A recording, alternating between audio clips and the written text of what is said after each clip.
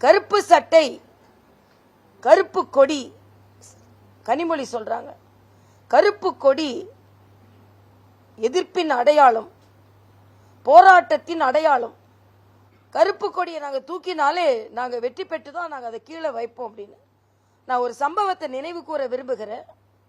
டாஸ்மாக் கடைகளை அகற்ற வேண்டும் என்று முதலமைச்சரும் முதலமைச்சர் அவர்களின் துணைவியாரும் அவங்க வீட்டுக்கு முன்னாலேயே கருப்பு கொடி ஏந்தி ஆர்ப்பாட்டம் நடத்தினார்கள். சகோதரி கனிமொழி அவர்களும் கருப்பு உடை அணிந்து ஆர்ப்பாட்டம் நடத்தினார்கள்.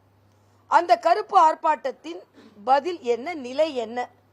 ஆக நாங்கள் வெற்றி பெற்று விட்டு தான் அந்த கருப்பு கொடியை கீழே வைப்போம் என்று சொல்வது மட்டுமல்ல, காளியின் நிறம் கருப்பு என்று காளியை பற்றி சிந்திக்காதவர்களே சொல்லிக்கொண்டு காவி கொடி பறப்பதற்கு வாய்ப்பே இல்லை என்று முதலமைச்சர் சொல்ல சொல்ல சொல்ல காவி கொடி பறப்பதற்கு வாய்ப்பு அதிகமாகி கொண்டிருக்கிறது என்பதுதான்.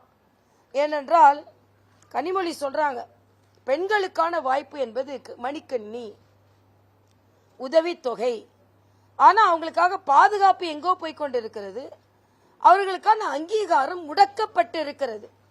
அதனால ஸ்டாலின் சொல்றாரு இந்த போட்டி தமிழகத்திற்கும் டெல்லிக்கும் ஆனது என்று. இல்லை, இந்த போராட்டம் ஸ்டாலினுக்கும் பெண்களுக்குமானது. முதல்ல எவ்வளவு இடம் அப்படின்னு கேட்டாங்க. இப்ப அவர்களுக்கான இடம் உயர்த்தப்படும் என்று சொன்ன உடனேயே இடத்தை உயர்த்தாமே ஏன் எங்களுக்கு கொடுக்கல அப்படின்னு இன்னொரு கேள்வி கேட்கிறாங்க. 2014 2019 நீங்க தானே ஆட்சிக்கு வந்தீங்க, ஏன் அப்ப அதை நிறைவேற்றல? நான் கேட்கிறேன் அவங்க கிட்ட, 18 ஆண்டுகள் நீங்க மத்திய அரசுல ஆட்சியில இருந்தீங்களே, அப்ப ஏன் அதை நிறைவேற்றவில்லை? அப்ப நீங்க மகளிருக்கு எதிரானவர்கள் தானே. இன்னும் சொல்ல போனா அது செயல் வடிவம் பெற்றதே மரியாதைக்குரிய பாரத பிரதமர் மோடி அவர்களால் தான். அதனால இந்த மகளிர் மசோதாவை மகளிரின் உரிமையை பறித்து விட்டு தமிழகத்தின் உரிமையை நிலைநாட்டுகிறேன் என்று சொன்னால் எந்த அளவிற்கு ஒரு பொய்யான நிலைப்பாடை முதலமைச்சர் எடுத்திருக்கிறார் என்பதும், எதிர்கட்சியா இருக்கும் பொழுது சட்டமன்றத்திலிருந்து சட்டையை கிழித்திட்டு வந்து அரசியல் செய்தார். இப்பொழுது முதலமைச்சரா இருக்கும் போது கருப்பு சட்டையை போட்டுட்டு பெண்களை தோல்வி அடைய செய்துவிட்டு அதை வெற்றியாக, யாராவது பெண்களுக்கு நடந்த அநீதியையும் பெண்கள் தோற்று போனதையும் தனது வெற்றியாக யாராவது கொண்டாடுவார்களா? தமிழக முதலமைச்சர் அதை கொண்டாடி கொண்டிருக்கிறார். அதனால் தமிழகத்தை சார்ந்த பெண்கள் மட்டுமல்ல, இப்பொழுது தேர்தல் நடக்கும் மாநிலங்களில் உள்ள பெண்கள் அனைவரும் தங்களது எதிர்ப்பை திமுக காங்கிரஸ் இண்டி கூட்டணிக்கு எதிராக வாக்களித்து அதை அவர்கள் எதிர்ப்பை தெரிவிக்க வேண்டும் என்பதுதான். நாங்க ஒரு நெரேட்டிவ் செட் பண்ணுவோம், அதுதான் சரி அப்படின்ற ஒரு ஆணவத்தோடு தமிழக முதலமைச்சர் பேசிக் கொண்டிருக்கிறார், நடந்து கொண்டிருக்கிறார். அதே மாதிரி அங்க மசோதா நடந்தது, பெண்களின் உரிமை மறுக்கப்பட்டிருக்கிறது. தமிழகத்தில் பாரதிய ஜனதா கட்சி மண்ணை கவியதுன்னு போடுறாரு. இங்கே உரிமையே பெண்களுக்கும் ஸ்டாலினுக்கும் தானே.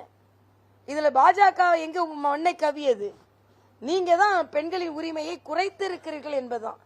இதுல நமக்கெல்லாம் வேதனையான ஒன்று, தமிழகத்திலிருந்து தேர்ந்தெடுக்கப்பட்ட பெண் பாராளுமன்ற உறுப்பினர்களே பெண்களுக்கான இடஒதுக்கீடை எதிர்ப்பது. இன்னொன்று சொல்றாங்க, நிறைய பேர் வந்துட்டா எங்களுக்கு பேச நேரம் கிடைக்காது என்று திமுகவை அங்கே பதிவு செய்திருக்கிறார்கள். அப்படி என்றால் நீங்கள் மட்டுமே பேசிக் கொண்டிருக்க வேண்டும். பெண்களின் குரல் கூடுதலாக பாராளுமன்றத்தில் ஒலிக்க கூடாது என்று நினைக்கிறீர்கள் என்றால் எந்த அளவிற்கு பெண்களை இன்னும் அடிமைகளாக நீங்கள் நினைத்துக் கொண்டிருக்கிறீர்கள் என்பதுதான். பெண்களின் குரல் ஒலிக்க கூடாது என்று நீங்கள் நினைத்துக் கொண்டிருக்கிறீர்கள் என்பதுதான். மரியாதைக்குரிய அமித்ஷா அவர்கள் மிக தெளிவாக எந்தெந்த கேள்விகள் கேட்கப்பட்டதோ அதற்கெல்லாம் பதில் சொன்ன பிறகும் அதையெல்லாம் காதில் வாங்கிக் கொள்ளாமல் இங்கே பெண்களின் உரிமை மறுக்கப்படும் பொழுது பட்டாசு வைத்து ஒரு முதலமைச்சர் கொண்டாடுகிறார் என்றால் இது பெண்கள் கவனித்து அவருக்கு எதிராக தனது கருத்தை பதிவு செய்ய வேண்டும் என்பது எனது கருத்து.